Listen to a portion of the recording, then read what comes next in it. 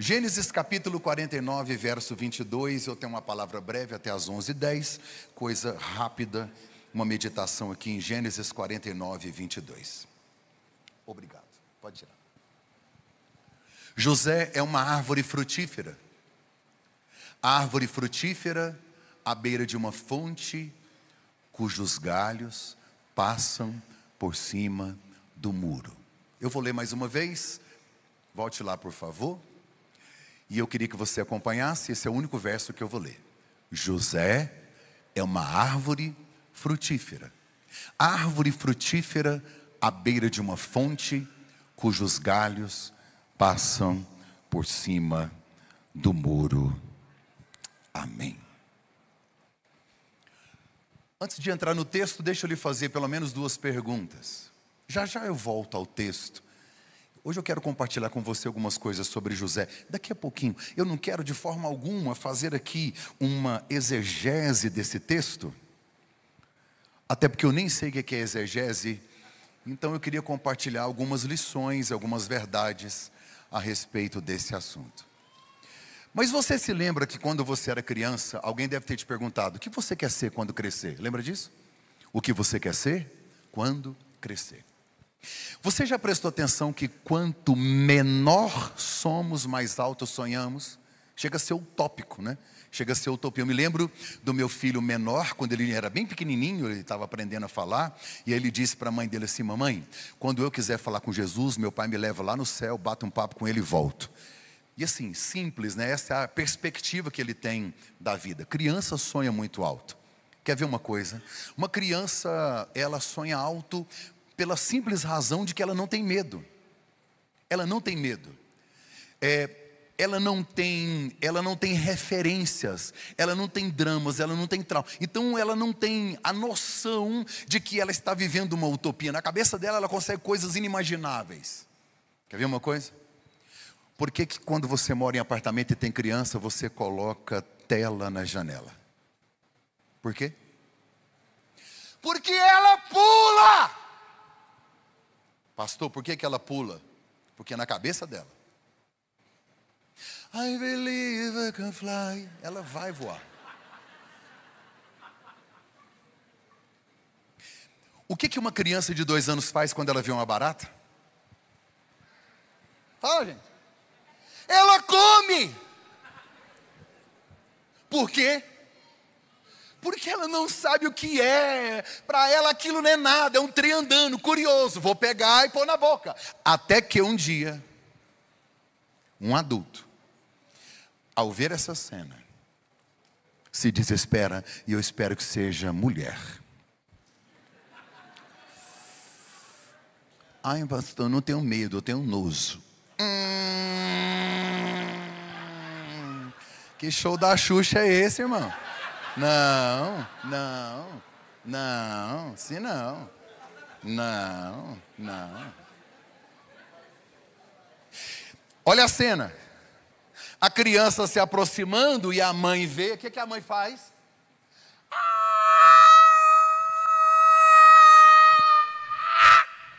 O cérebro da criança, ele buga, o cérebro dela vira uma chave. O que vem na cabeça da criança? Bem, esse desespero, isso mata, isso morde, isso é...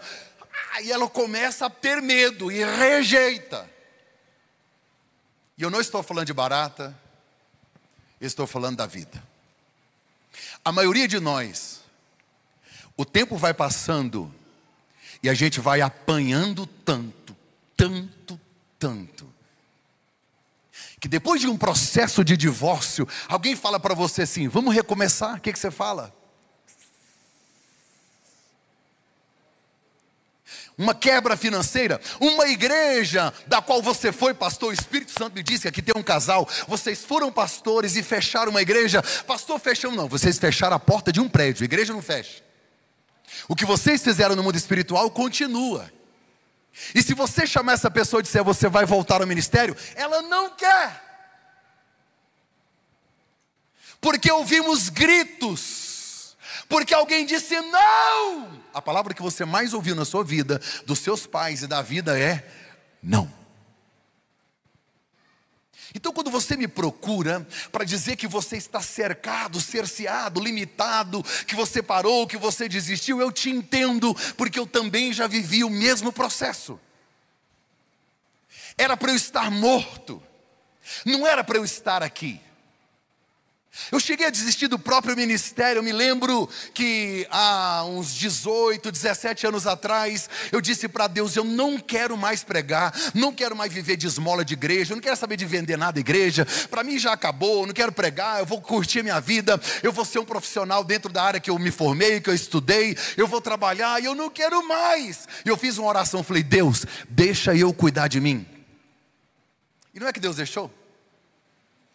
Não é que eu me lasquei todinho também? Foram 2 anos dolorosos de um processo em que Deus me inseriu e Ele me formatou, me forjou, me amassou. E Ele fez o que aprazia ao seu coração.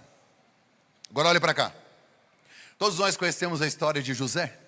Eu não quero aqui entrar em detalhes, porque vocês já conhecem a história de José. Mas José é um cara que ele superou tantos desafios que me inspira. E é interessante que ele não deixou o coração dele azedar. Preste atenção, José é vendido, mas nunca vendeu ninguém. José é injustiçado, mas nunca cometeu uma injustiça. José é invejado e não tem inveja com ninguém. José é rejeitado e perdoa todo mundo que o rejeitou. Percebe? É por isso que quando o pai de José, Jacó, chama os seus 12 filhos para poderem orar por eles e entregar uma bênção e profetizar sobre a vida deles, Jacó está velho, Jacó está idoso, e ele chama filho por filho. E quando ele chama José, ele não está dizendo do que José seria, ele fala o que José já viveu até aqui. Todos estão no Egito, José já é o governador, e Jacó olha para José e diz: você é como uma árvore frutífera que está plantada à beira de uma fonte, cujos ramos passam por cima dos muros. É muito difícil passar por cima dos muros. Thomas Edison, ele fez mais de 1000 invenções. Para acender uma lâmpada, Thomas Edison gastou 10.000 tentativas. 10.000. Quando a lâmpada acendeu, ele disse: muitos dos fracassos desta vida estão concentrados nas pessoas que desistiram, porque não sabiam que estavam tão perto da linha de chegada. Quando foi que você desistiu? Quando foi que você engavetou algo, ou disse: não é para mim, não posso, não consigo? O maior desafio do cristão é alinhar o seu coração ao coração de Deus, é entender a vontade de Deus, que é boa, perfeita e agradável, e colocar a minha alma e o meu coração submisso a isso. Eu sei que é difícil. Preste atenção. Muitas pessoas desistiram por causa dos nãos e das baratas que a vida te mostrou. E eu entendo você. Você sabia que você não fica velho no dia do seu aniversário? Você percebe que envelheceu quando suas lembranças são maiores que seus sonhos? Você percebe que envelheceu quando suas lembranças são maiores que seus sonhos? Ah, pastor, mas antigamente era melhor. Quando eu tinha um outro relacionamento, quando eu trabalhava. Ei, se Deus é um Deus de coisas novas, será que Ele não tem nada novo para você? A pior tragédia da vida não é a morte, é viver uma vida sem planos, sem sonhos, sem projetos. É triste morrer na juventude e ser enterrado na velhice. Olhando para a história de José, eu vejo algumas marcas de quem sonha. Eu vejo algumas características principais de quem almeja algo grande. Primeiro, mudança geográfica.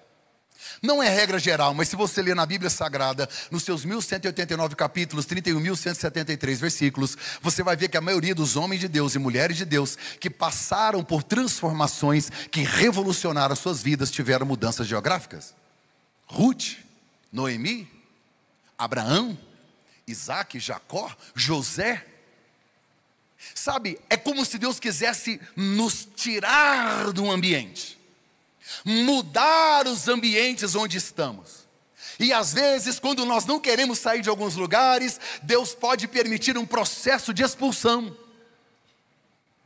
Porque existem lugares que eles nos atrapalham, ambientes que não condizem com o que Deus quer fazer. Então Ele nos muda. E isso pode acontecer. Segunda marca de quem sonha não é só mudanças geográficas, mas a pessoa que sonha em Deus, e geralmente ela não é lembrada pelo nome, mas pelo propósito.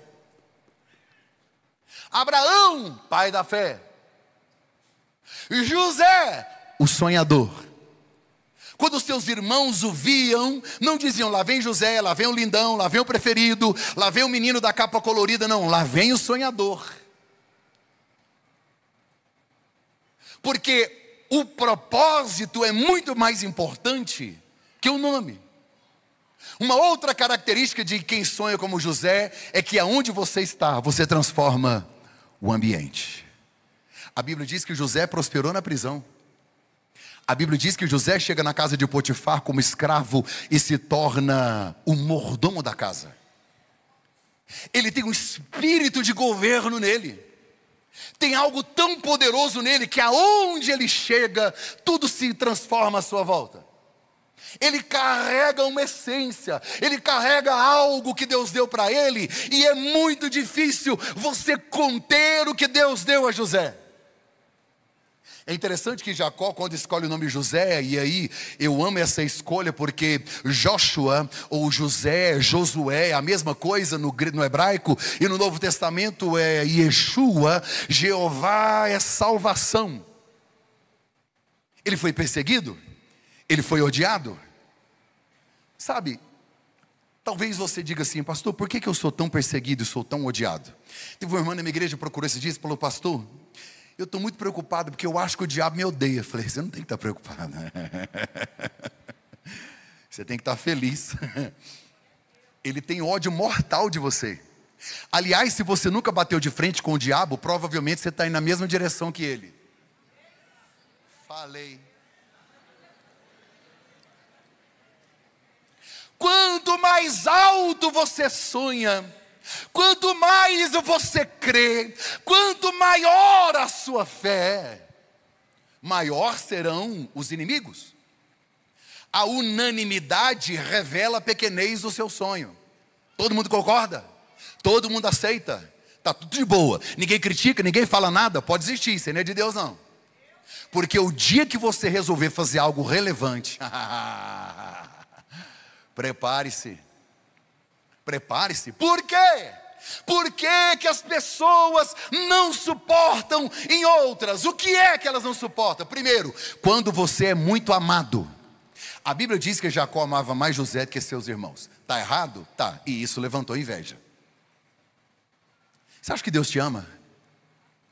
Todo mimo que Deus te dá. É por isso que eu acho que a gente precisa parar de postar algumas coisas. Posta menos. Não coloque na vitrine o que não está à venda. Para. Outra coisa com relação à rede social: para de comparar a sua essência com a aparência das pessoas. Você sabe por que a grama do vizinho é mais verde? É porque ela é sintética. A sua não, queridão. A sua tem erva daninha, tem que arrancar, tem que botar adubo, fede, e aí ela seca, você tem que aguar. É por isso. Então é vida real, vida real. Então tem coisas que você começar a editar e postar. Gente, é muito filtro, é ou não é verdade? Eu vou dar um conselho para você na foto do seu perfil, em nome de Jesus: diminui o filtro, irmão. Se você sumir, ninguém te acha.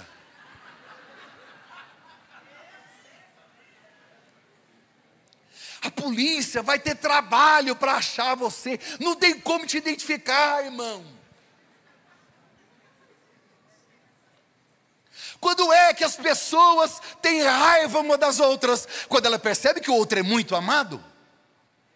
É por isso que o inferno não gosta de você. Porque Deus te ama tanto. Imagina comigo, olha, imagina comigo. Satanás, ele desce do céu, ele é destituído por causa do seu pecado. E ele foi excluído, está reservado para ele o inferno. E aí vem nós, seres humanos de carne e osso, fracos e falhos. Quando você comete alguma coisa errada, você dobra os joelhos, arrependido e diz: Pai, me perdoa. Deus diz: está perdoado. O diabo não aceita isso não. Falou: como assim? Como assim? Mas ele errou. Pois é, está perdoado.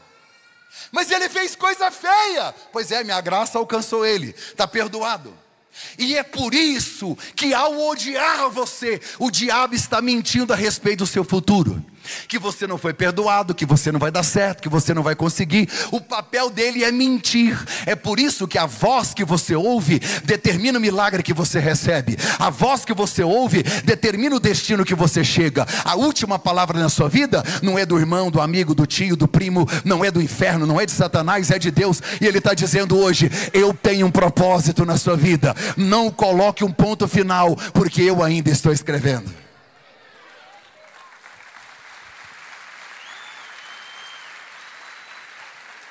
Segundo, primeiro, quando você é muito amado. Segundo, quando você tem algo que os outros não têm. Você sabia que o pai de José deu uma túnica para ele de várias cores? Gente, essas túnicas, elas eram produzidas no Egito. Olha tanto que é profético. O menino vai ser governador do Egito, o pai nem sabe, já está dando uma túnica de governo para ele. Mas os outros irmãos não tinham. Só José tinha uma túnica colorida. Quando você tem algo que outra pessoa não tem, é óbvio que ela não vai aceitar. É óbvio. E aí a gente fica revoltado quando algumas pessoas recebem alguma coisa e fica: Deus, por que ele? Vai cuidar da sua vida, irmão. Pegou o código? Faz o M de Mark aí. Vai cuidar da sua vida, irmão. Eu preciso dar um exemplo aqui, presta atenção. Eu tenho 3 filhos, vamos lá. O meu filho do meio, ele fala assim: pai, eu estou indo para a Europa, vou dar uma passeada lá, eu queria que o senhor arrumasse a minha mala, e agora vai entrar o frio lá, frio, 10 graus negativos, vai ter neve, eu queria que o senhor arrumasse a minha mala. Bem, aí eu vou arrumar a mala dele, e eu queria que você me ajudasse. O que eu coloco na mala do meu filho? Ele tem 18 anos, ele está indo para a Europa no frio. O que eu ponho na mala dele? Me ajuda aí, gente. Bora, Curitiba. Sunga? Não, sunga não pode não. Casaco, o que mais? Luva. Opa, touca, tá certo. Blusa de frio. Uma calça segunda pele. Vocês estão acostumados com frio, né, gente? Eu vim de Goiás, lá tem um sol para cada pessoa. Lá em Goiás eu vejo o urubu lá, ele voa com uma asa só, com a outra ele abana assim, ó. É muito quente. Arrumei a mala do meu filho. Olhe para cá. No mesmo dia, meu filho menor diz: pai, estou indo para a praia. Estou indo para Natal. O senhor arruma minha mala? O que eu vou colocar na mala dele? Sunga não, ele é crente. Bermuda, short, chinelo. Não é isso? Protetor solar, boné. Olhe para mim. Ué, mas as malas são diferentes. Será que eu amo um mais do que o outro? Por que receberam malas diferentes? Porque o destino é diferente.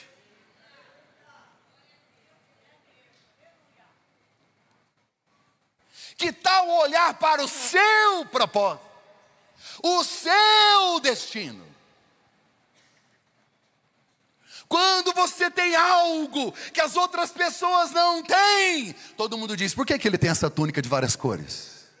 Porque o destino dele é diferente do seu. Por que as pessoas não têm paciência com você? Porque você sonha e você fala.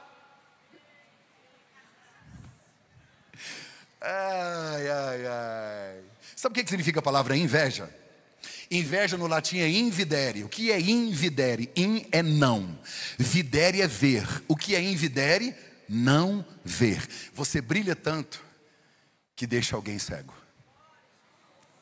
Foi a luz de Abel que cegou Caim. Você sabia que Abel morreu por causa de um culto? O culto dele foi tão extraordinário que o outro disse, não. Agora, eu fico preocupado com uma geração de crentes que tem medo de inveja. Inveja não é um fluido, inveja não é um espírito, inveja não é uma energia, inveja não pega. Olha, pastor, meu casamento está acabando. Acho que é inveja. Não, não é inveja não, é irresponsabilidade de vocês dois. Tem gente que eu fui atender um casal, estava brigando, sim, e um falando mal do outro, o que é raro de acontecer. Aí eles falando mal do outro, falando mal. Aí eles começaram, não, é o Satanás que está fazendo isso, é o Satanás. Eu falei para ele, você sabe como é que o Satanás está? Do lado de fora da casa, pensando assim, gente, eu não sei como é que briga no casamento, eu nunca fui casado, eu tenho até chifre, mas casar, eu não casei ainda. Agora, eu não sei brigar. Pare de responsabilizar Deus por suas atitudes irresponsáveis. Pastor, inveja pega? Não. Está andando, tropeçou. Ai, é inveja. Você é cristão, faz isso comigo não. Ah, mas é inveja de Caim. Uma emoção, um combustível que fez Caim ir até Abel e matar Abel. Porque Caim de longe, ficando com inveja, Caim adoece e morre, Abel ia embora. Porque inveja é igual o veneno. Mata quem tem, não é você. E deixa. Ai, fulano está com inveja. E o Kiko? E daí?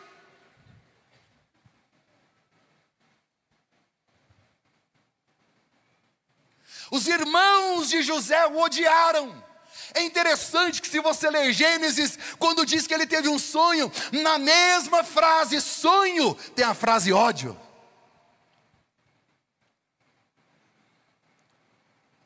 Ah, irmão, não é digno de se alimentar do mel aquele que foge da colmeia com medo dos ferrões das abelhas.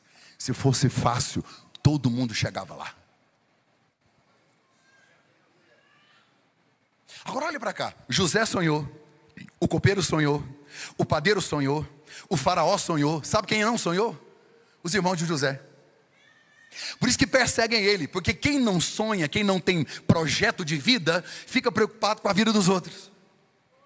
Vai cuidar da sua vida, irmão, das suas coisas, autorresponsabilidade. E culpa o presidente, ao governo, é a crise. Meu Deus! Deus colocou um propósito em José, governar, e ele faz isso aonde ele passa. Ele se destaca em casa, na casa de Potifar, ele governa na prisão, ele sofre perseguição e ódio, ele sofre acusação injusta. Tudo isso são distrações para tentar tirar ele do foco, mas José permanece como um galho que passa por cima do nada para ele. Mais um dia, acho que o Satanás falou, eu não consigo parar esse menino. É os irmãos, eu fiz de tudo e ele não para. José chegou como escravo, ele foi vendido. Seus irmãos venderam ele numa caravana de midianitas, ismaelitas, eram parentes. E aí chegou lá no Egito e foi vendido para a casa de Potifar. Potifar, ele é o general do exército do Egito, era o segundo homem mais importante, ele era o primeiro ministro do Egito. Esse cara é muito relevante, muito importante. E aí José foi prosperando lá dentro. A Bíblia diz que tudo que José colocava a mão, prosperava. Então, Potifar era um cara bem financeiramente, e ele tinha riquezas, e ele tinha um celeiro grande. E aí José foi aprender a ser administrador do celeiro de Potifar. Só que tem um problema, aí que vem a questão das distrações. José tinha 30 anos e era solteiro. A Bíblia diz que ele era bonito de porte e de aparência. Diferente de nós aqui, que eu vejo os irmãos aqui, José tinha bíceps, tríceps e quádricos. A gente tem pânceps. Você sabe quem é que se apaixonou por José que não poderia? A mulher de Potifar. A dona Poti. Terrível. Pensa na mulher. Até o diabo tinha medo dela. A Bíblia diz que ela insistia todos os dias. Todos os dias. José acordava, quando ele pegava o celular, já tinha uma mensagem. Oi, Jô. Jô de José. Oi, Jô.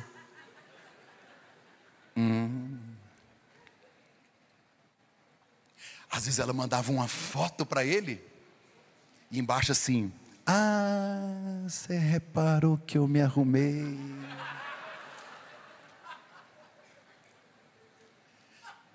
Tem ovelha por aí mandando foto sem lã.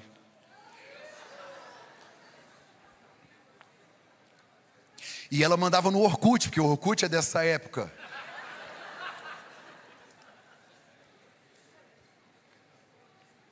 E ela dizia: Jô, vem, Jô. E ele: vou nada.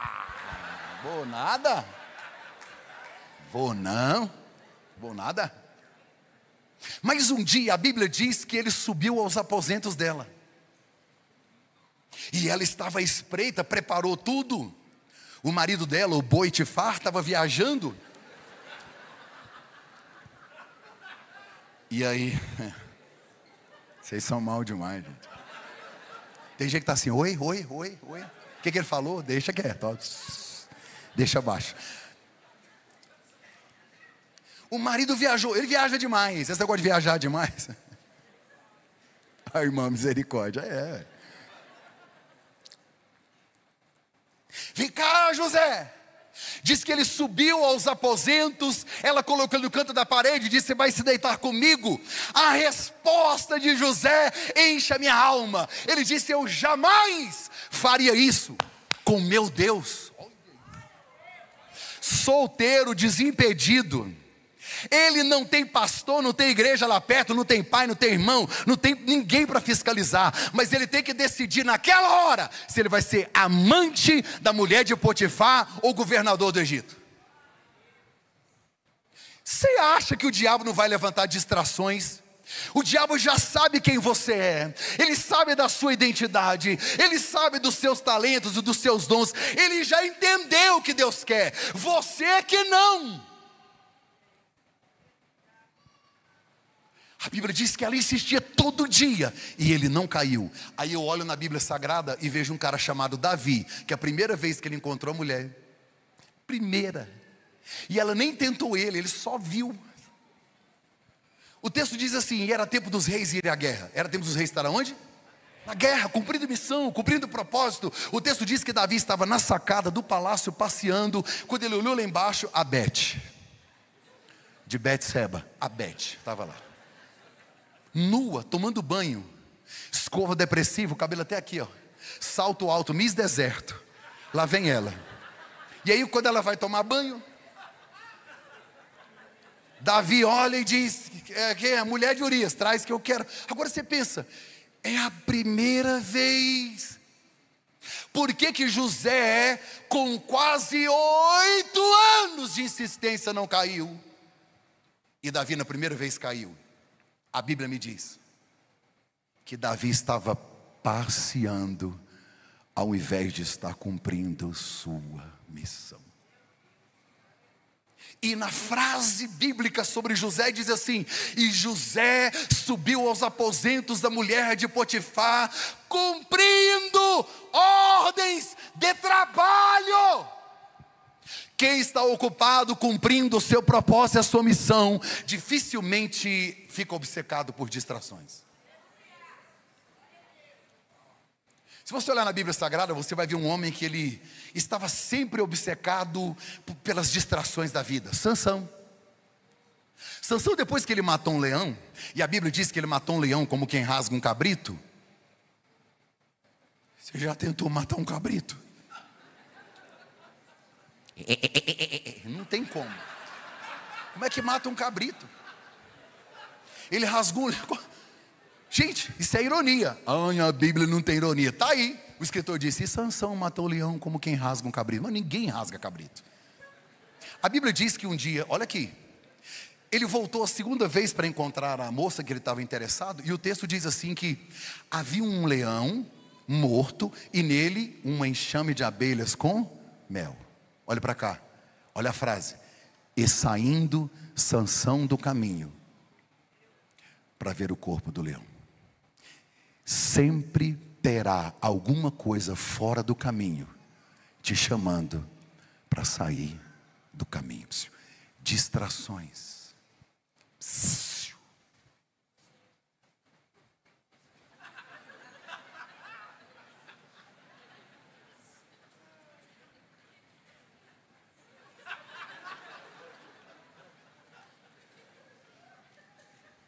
A Bíblia diz que quem encheu Sansão para matar o leão foi o Espírito Santo. Está na Bíblia. Possuiu ele. Quem ajudou Sansão a matar o leão foi Deus. E ele é nazireu, não pode tocar em cadáver. Ele quer voltar para ver aquilo que Deus ajudou ele a matar. Pare de voltar a lugares e coisas que Deus te ajudou a matar. Venceu a pornografia, e aí continua arriscando. Entra num link aqui, um negocinho ali. Viveu um relacionamento que quase te matou, quase arrancou você do céu, te prejudicou, te levou para o pecado. Você conseguiu sair fora, você venceu, mas criou até um fake para ver como é que está. Ah, já beijei essa boca. Isso aqui, rapaz.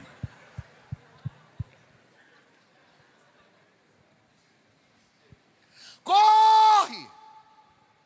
O segredo de José é esse: apareceu uma distração. Corre! Finge de bobo. Eu era solteiro e já fiz isso. A proposta foi muito indecente. Eu fiz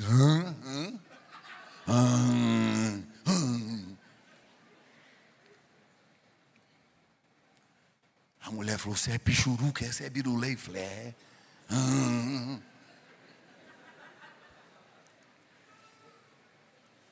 José não caiu apesar da perseguição.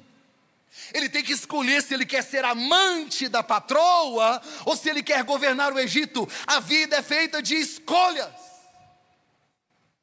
Naquela confusão, José correu, a mulher ficou chorando desesperada. O Boitifá chegou. Quando ele chegou, um caos em casa. Ele é o primeiro-ministro. Ele é o primeiro-ministro do exército de Faraó. Ele vive há séculos e séculos antes de Jesus. Num tempo que se resolvia tudo na espada, ele tem o domínio da autoridade. Ele chegou em casa, um escravo hebreu tentou abusar da sua mulher. O que Potifar teria feito com José? Matado. Por que não matou? Porque Potifar conhece José e conhece a mulher que tem. Mandou prender. Aí você fica pensando, porque ele já era mordomo na casa. Ele foi crescendo, o tempo foi passando, quase 8 anos, quando ele estava aqui, ó. Tudo de novo. Já aconteceu com você? Pastor, mas por quê? Porque o propósito é uma construção. O propósito não é um presente que te entregam, é uma obra de arte que Deus vai esculpindo com nossas decisões diárias. Esse cara precisava ir à prisão, porque a ponte entre ele e o palácio estava na prisão. Foi o copeiro que levou ele para o palácio. Apesar de que quando o copeiro e o padeiro chegaram, você se lembra da história? O padeiro teve um sonho e disse, o copeiro falou: também tive, nós tivemos sonhos. Ao invés de José falar: ó, esse negócio de sonhos sai para lá. Não conta para mim. Porque o meu Deus revela sonhos. Eu gosto de José. O meu Deus, ele revela sonhos. O padeiro disse: eu sonhei que tinha uns passarinhos comendo pão na minha cabeça. José olhou para ele e falou: você vai morrer daqui 3 dias. Sangue de Jesus tem poder com a profecia dessa. Quando ele virou, o copeiro estava assim: opa, vai embora não. que você sonhou? Eu sonhei que eu estava espremendo uvas numa taça, e aí eu servia ao faraó. Pois é, daqui 3 dias, no dia que ele morrer, você volta a faraó.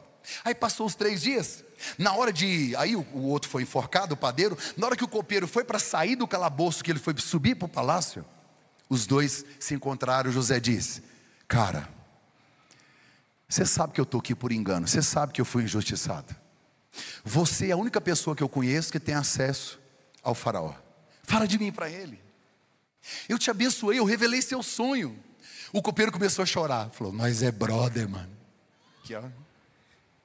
Eu te amo demais, Olha, é a primeira coisa que eu vou fazer quando eu chegar lá, é falar de você. A Bíblia diz: e o copeiro se esqueceu de José. Alguém já se esqueceu de você? Alguém já te fez uma promessa e pôs outra pessoa no lugar? Ah, tá. Que bom. Porque se o copeiro lembra de José, José sobe naquele dia e ele seria o 3º vice-ajudante de copeiro. Como Deus não quer que ele seja refém de favores, e também não quer que ele seja o que ele não foi chamado para ser, então ele esqueceu. Tem gente que vai esquecer de você. Para de reclamar de gente que foi embora e começa a celebrar pessoas novas que Deus está trazendo. Não planeje o seu futuro com quem te considera passado. Deixa aí. Passaram-se 2 anos. Faraó teve um sonho. Quando o faraó teve um sonho, ele chamou os mestres e os videntes, e ninguém conseguiu revelar. Aí o copeiro disse: chefe, eu conheço um moço. Ele nem lembrava o nome, mas lembrava do propósito dele. Eu conheço um moço que está aqui, no calabouço. Ele revela sonhos. Olha o que o copeiro disse: ele é escravo hebreu. Você pode dizer isso comigo? Diga: escravo hebreu. Qual é a imagem que se formou na cabeça de Faraó quando disse escravo hebreu?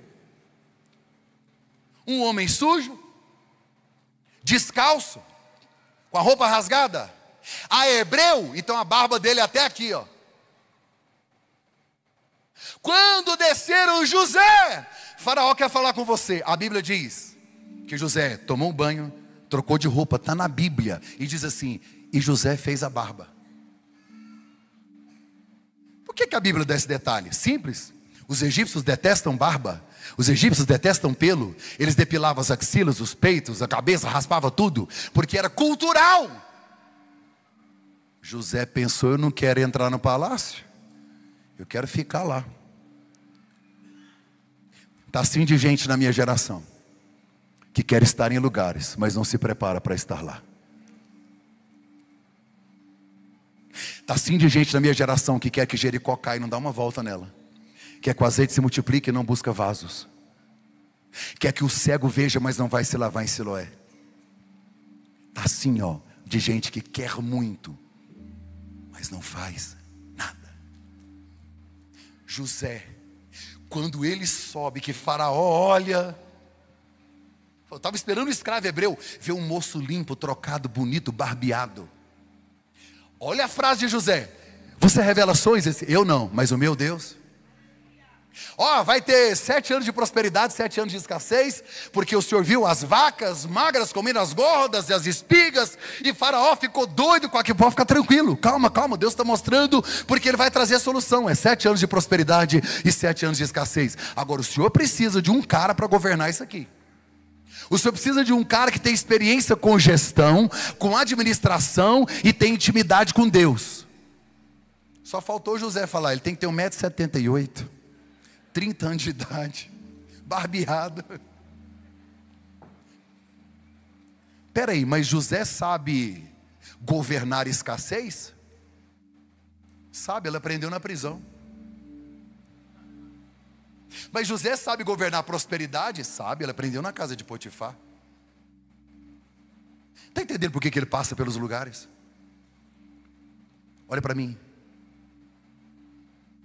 A história nos revela que o pai de Jesus foi carpinteiro, e ele também. Ele passou 30 anos da sua vida numa carpintaria e não nasceu para ser carpinteiro, mas fazia parte da construção do seu propósito, da sua missão. Então para de reclamar das prisões, dos lugares difíceis. Para de reclamar de algumas coisas que Deus permite. Deus não é teólogo, Deus é pedagogo. Tudo que Ele permite é porque tem lições para te ensinar. Na escola você estuda as lições e faz a prova. Com Deus é diferente, Ele te põe na prova para você aprender as lições. Ele tinha que ir para a prisão. Agora Ele revela, e aqui eu encerro. A Bíblia diz, meu Pai da glória, eu preciso encerrar, eu estou na metade. Me deu um de itinerante aqui hoje, pastor, eu fui pregando, vou encerrar agora. Quando eu falar assim, vou encerrar, você fala, ah, tá, porque está filmando. Eu vou encerrar agora. Eu amo a falsidade do pessoal de Curitiba. Seus falsos. A Bíblia diz que Faraó pega o seu cavalo e põe José. Olha para cá. E Faraó dá uma ordem. Eu quero que gritem o nome dele em todas as ruas aqui de Mênfis. O nome dele no hebraico é Jeová é salvação. Você tem noção de que no Egito, no lugar onde havia mais deuses, no maior império, aonde o politeísmo era fortíssimo, um país inteiro está gritando: Jeová é a única salvação. Porque Deus é honrado quando a honra chega para você. José vai viver esses 7 anos de prosperidade. Quando vem a escassez, os seus irmãos vêm. Você lembra da história? Ele perdoa os irmãos, traz o pai, traz os irmãos, e ao invés de puni-los, ele deu terra para os seus irmãos, para que se cumprisse a profecia. E os irmãos disseram: olha, você não vai fazer nada com a gente, meu Deus. E ele falou: olha, vocês foram usados por Deus para que eu viesse para cá.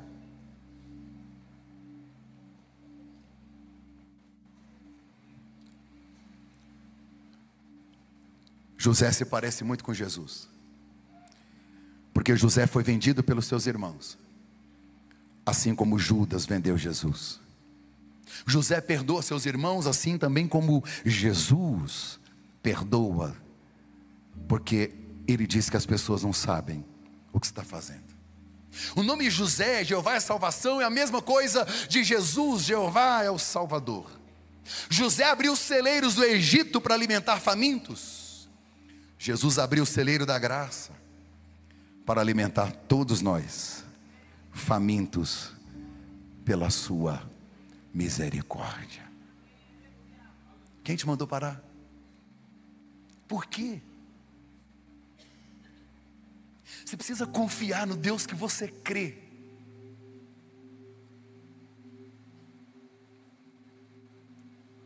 Eu vou encerrar aqui, mas eu preciso te contar isso em 2 minutos. Olha para mim. 2017 eu vivi a melhor fase do meu ministério. Em 2017 eu preguei na conferência de jovens Ignição, lá na sede da ADVEC. Em 2017 eu preguei também na conferência de adolescentes, lá na sede da ADVEC. Em 2017 eu preguei numa conferência do pastor Luciano Subirá, chamada Casa de Zadok. Preguei em 2 eventos do pastor Josué Gonçalves, Encontro Nacional de Casais. Preguei em 2 eventos do pastor Cláudio Duarte. E fui pregando, e Deus foi abrindo portas. Eu só tinha uma certeza: 2018 vai ser o melhor ano do meu ministério. Só que eu estava tão acostumado com o altar e com as mensagens, eu estava tão acostumado que eu comecei a mecanizar o processo. Eu me lembro que eu fui pregar um dia numa igreja, tinha umas 2.000 pessoas, e eu fiquei olhando e comecei a calcular quantos livros que eu ia vender. E pregando. Aí de repente eu lembrei que eu tinha esquecido os livros, tudo no hotel. Fiquei triste. O Espírito Santo comunicou na minha alma na hora: você veio vender? Se você veio para vender, desce, eu não preciso de você aqui não. Isso aqui não é balcão. Você não está diante de uma prostituta, ela é noiva e tem dono, e ele tem ciúme dela. Eu comecei a chorar. Acho que os irmãos pensaram assim: esse pastor está em pecado, né? Porque está chorando, não era hora de chorar na mensagem. Eu voltei para o quarto do hotel, dobrei meus joelhos e disse: Deus, eu não posso perder a essência, eu quero o Senhor. O Espírito Santo falava muito forte na minha alma: você tem coragem de entregar o seu Isaac? Eu falei: eu tenho.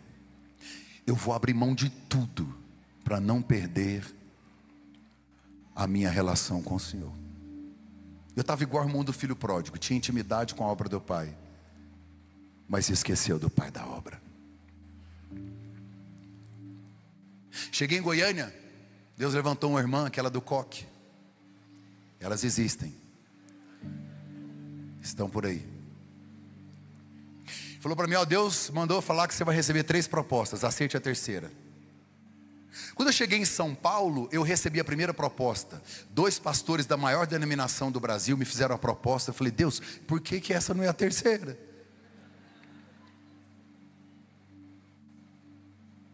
A terceira proposta foi de um amigo meu. Ele mora em Londres, ele é pastor lá. E disse: meu pai passou a igreja para mim, estou tendo dificuldades, eu queria que você... tem coragem? Vem para cá, vem me ajudar. Eu vou. Aí ele falou: não tem salário, a gente consegue alugar um flat para você e não tem carro. Eu larguei tudo. E em janeiro de 2018 eu mudei para Londres para ajudar uma pequena igreja missionária. Fui morar num flat de 60 metros quadrados, eu que morava num condomínio fechado. E eu que andava de carro importado em Goiânia, agora eu andava de ônibus e de metrô. Meus filhos começaram a sofrer bullying na escola. Um deles, um amigo, um cara da escola, pegava um lápis e furava ele com o lápis na mão assim. Ele tinha 9 anos. O outro de 11, os meninos levaram ele na quadra na hora do recreio e arrancaram a roupa dele na quadra, e ele não sabia falar inglês. O outro nem ia ao banheiro, porque não sabia pedir ao banheiro. Falou: pai, não me deixa aqui não, porque quando eu entro na escola, uma tristeza entra dentro de mim. Minha reserva acabou, meu dinheiro acabou, eu sem carro, meu menino quebrou o nariz. E aí eu poderia te contar inúmeras coisas que em 6 meses nós vivemos. Eu tinha um culto em Goiânia com 2.000 pessoas, agora lá o meu culto tinha 12. Eu que falei para você das conferências que eu preguei, lá eu cuidava de 4 casais numa sala. Não é errado você fazer coisas pequenas, mas quem é homem aqui sabe, depois que você está aqui, aí Deus te leva para cá. Depois que José é governador na casa de Potifar e vai para a prisão, aquilo foi me amassando, e eu fui entristecendo. E aí eu comecei a imaginar: fiz errado, esqueci da promessa, eu fiz errado, eu não deveria ter vindo, meus filhos estão sofrendo, culpa minha. Eu comecei a sentir culpa e remorso. Minha esposa dizia: não é culpa sua, mas aquilo foi me adoecendo. E aí eu tive os seguintes pensamentos, que alguém aqui eu sei que já teve: a minha família vai ficar bem melhor se eu não estiver aqui. E comecei a orar para que Deus pudesse me levar. Só que eu não compartilhei meus pensamentos com ninguém. Eu demorei 1 ano para dizer para minha esposa: eu estou com depressão. 1 ano. Como é que um pastor, pregador, como é que um homem de Deus está doente emocionalmente? Não pode. A minha crença religiosa me impedia, mas eu estava no processo. É a forja.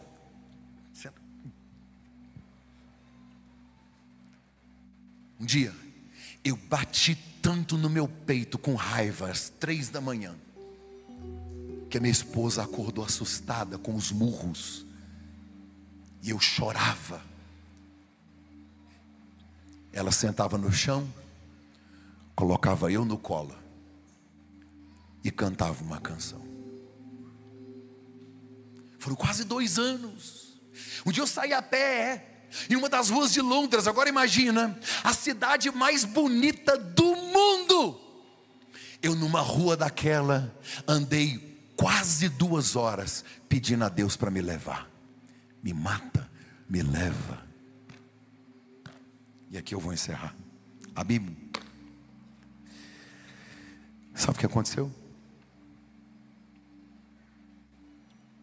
Um dia eu estava no quarto, blackout, fechei tudo, escuro, estava de dia, fechei tudo para ficar escuro, deitei, eu não queria levantar da cama, falta de vitalidade, falta de vontade, sabe, de jogar tudo fora, acabou, não quero mais, não dá mais, eu fui apanhando, eu não consegui suportar o processo. Minha esposa não aguentava mais, foi para o quarto ao lado, tinha um escritóriozinho assim, ela estava no quarto ao lado. Ela colocou as mãos na parede e começou a dizer: Deus, eu não suporto mais, me ajuda. Eu já tinha tomado remédio, já tinha falado com o médico, já tinha falado com o psiquiatra, com o psicólogo. Mas a oração de um justo, quando Deus tem algo na sua vida, enquanto ela orava, o Espírito Santo me inquietou, eu peguei meu celular, pus no YouTube e digitei Mark Anderson. Tirei o volume porque eu não queria me ouvir pregar.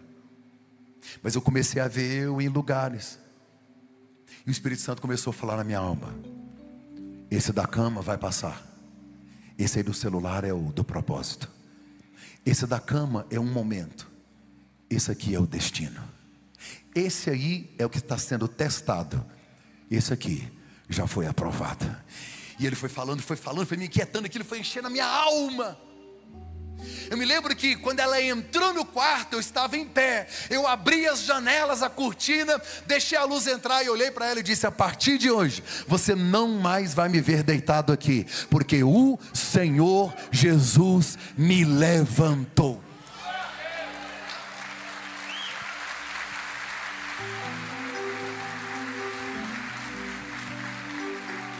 E levantei. Deus falou conosco que depois de 3 anos, 18, 19, 20, 2021, voltar para o Brasil, voltamos para Goiânia. Comecei uma célula com 6 casais. Delino estava lá e outros 6 casais. Hoje nós somos quase 12 mil pessoas em 3 anos. Com trabalhos sociais e projetos e tanta coisa foi acontecendo, foi multiplicando, a minha saúde melhorou, as finanças, sabe quando Deus vai fazendo assim? Não é do nada, mas de repente a vida virou. Aí eu recebi um convite para pregar em Londres. Falei: vou nada. Eu não quero reviver aqueles sentimentos. Sabe quando você já passou por isso? Você não quer voltar, não quer estar na... Minha esposa, ela é fleumática, né? Ela é muito delicada. Ela falou: larga disso, rapaz, embora. Assim, bem meiga, né? Você não é homem, não? Aí... Tô brincando, não é assim também não. É quase isso. Pastor Jackson Antônio. Aí eu fui. Gente, o horário já passou, eu sei, vou encerrar agora. Jackson Antônio falou para mim: não, vem pregar aqui, a conferência de homens. Aí eu fui. Pensa em 3 dias maravilhosos. Eu gostei demais daquele lugar. Porque eu estava bem, estava tudo certo. Aí o Jackson contratou uma van para pegar todo mundo no hotel, levar para a conferência e voltar. Aí estava o Thales Roberto cantando, contou o testemunho dele. Estava o Leandro, que é a esposa da Gabriela Rocha, contando também o testemunho dele. Estava o pastor Marcelo Toche. Estava também o William, aquele jogador que jogou na seleção brasileira, que joga lá na Europa. Estava eu, o pastor Jacques e mais um. Estávamos nós. Todo dia ia, voltava. E aí um dia eu estava assim: gente, eu estou olha que legal no meio desses caras aqui, né? Pensava, né? Eu já passei tanta luta aqui, agora olha, Deus está me honrando aqui. E eu pensando, aí de repente a van parou, porque tinha um desvio na rua, não dava para seguir. Aí a van desviou. Adivinha em qual rua ela entrou?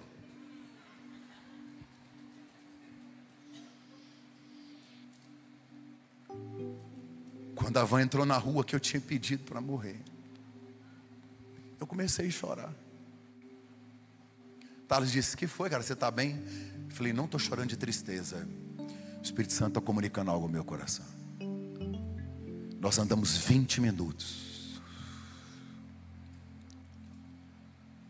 Sabe qual foi a única coisa que veio no meu coração? 3 anos antes, eu andando, pedindo para morrer, eu consegui imaginar Deus no céu me respondendo. Porque Ele não falou nada, mas eu sei que Ele pensou. Eu andando e Deus me mata. Eu fiquei imaginando Deus no céu pensando: ô filho, Sabe por que eu não vou fazer isso? Porque eu tenho um propósito.